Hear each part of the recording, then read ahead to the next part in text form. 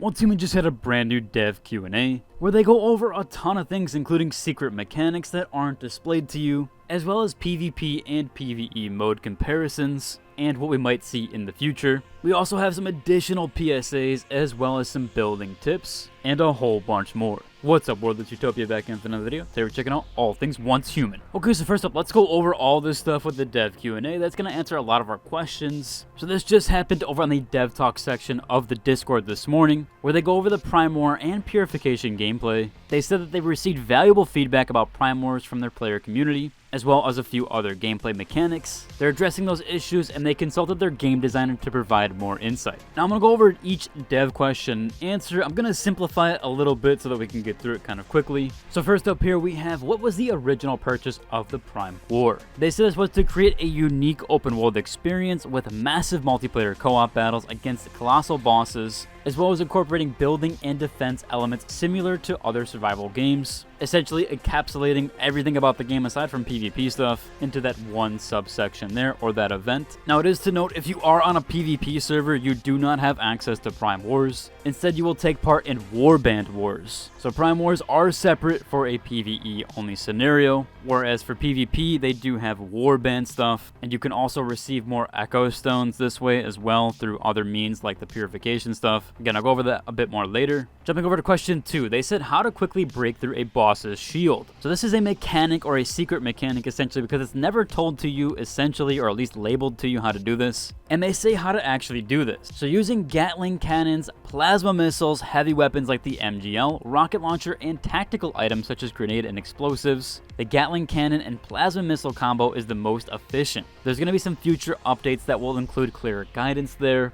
But again, some very useful stuff there on how to actually break the boss's shield faster. And they even display here the most efficient combo, which is the Gatling cannon and plasma missiles. So that specialization is actually becoming a little bit more useful for those PvE scenarios. Now there has been another question here. Will they consider a private raid version of the Prime War? They did say they are considering options about this, where certain control participation permissions will be granted. They also went on to say they are welcome to more ideas from players. Question number 4 went over here saying, are there any AI features to help complete the Prime War? They said currently no AI bots are planned, but they're exploring dynamic difficulty systems based on participation numbers. This essentially will help with low turnout numbers if that's ever the case. Now again, as I said, this is a PvE exclusive mode, at least for Prime Wars. This next question asking, will there be a PvP mode version of this? Currently they have no plans for that, as obviously there is Warband Wars currently for the PvP scenarios, but it might be evaluated in the future updates. Again, it seems like for the most part they want to keep things balanced there with those two different scenarios, offering two different things there.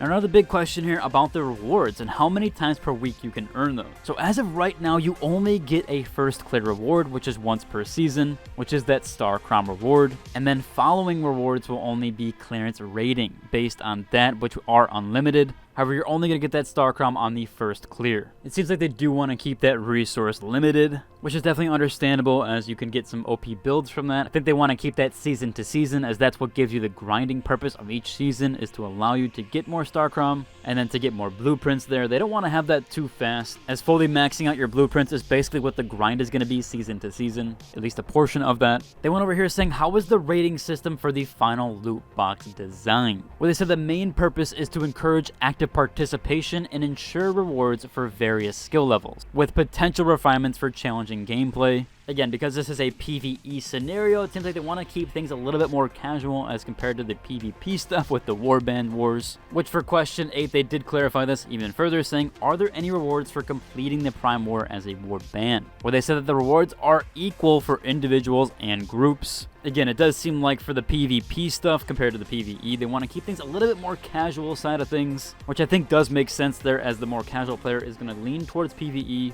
At least as far as the warbands go, a lot of PvE players are going to be with their friends as the primary group of things. So this might be a much smaller group of people, where the warbands for the wars are really going to focus on skill level and skill-based stuff. At least that's what I would think. That's how New World went, and there is no PvP versus PvE scenario in that. However, it seems like players that are more into trading, gathering, and that sort of things, they do focus on their friends more so for guilding, as well as like the warband stuff. So I do think that makes sense overall. Now they also want to talk about reducing latency for the Prime Wars. Wars. This also does apply to the Warband Wars. They said they're continuously optimizing the performance there and latency issues. I believe PvP01 had its real war, a real first war yesterday. At least other than latency issues, they had a decent time with that. So overall, it does seem like they are fixing issues. This was also in the patch notes side of things. They did increase some server stuff there, or increase and fix the server stability. They've also opened up servers, so it seems like they do have their servers more stable now. We'll have to see how that plays out. Hopefully they do kind of nail that down and fix that entirely,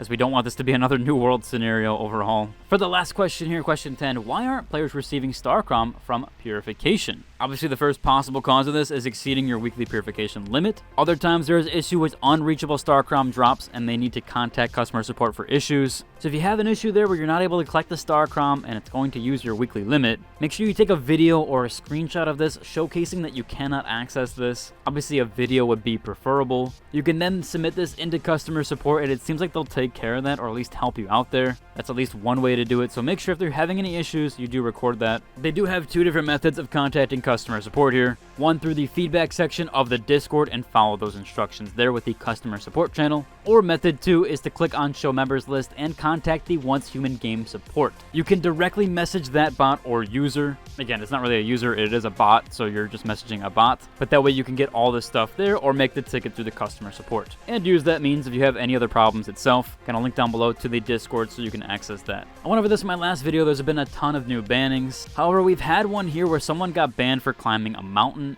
At least that's what they claim here. Probably was an inaccessible area, or the game thought that they teleported there. So do be careful on some of the mountain climbing stuff. If it's a mountain that seems like you can't get on top of, more than likely it seems like the game thought this was an unreachable area. So just do be careful on that. If you have any issues again there, do contact customer support. We do have some more building tips here with the rounded corners as well as the roof rounded corners. So this person was able to snap everything together. He's doing an AMA on this over on Reddit, where he said here that he used shift a lot of the times to rotate and help out a lot. He did also mention that the rounded walls are actually really hard to as well. Someone also mentioned here that if you're in flight mode, you can set your camera a little bit below the top of the wall, and you can slightly look up and place the roof. This will help, and almost every roof can snap together this way. So do try those tricks there. I know it's a little bit wonky right now. Hopefully they do fix that in the future. We also have a mini PSA about the Chiron event here. This person said it's currently not worth soloing. However, if you want to solo in general, you can. All you gotta do is get a transformation cookie. This is essentially a stealth cookie. You can buy these from player vendors. Usually a lot of those are in the Blackfell area or the Blackfell city.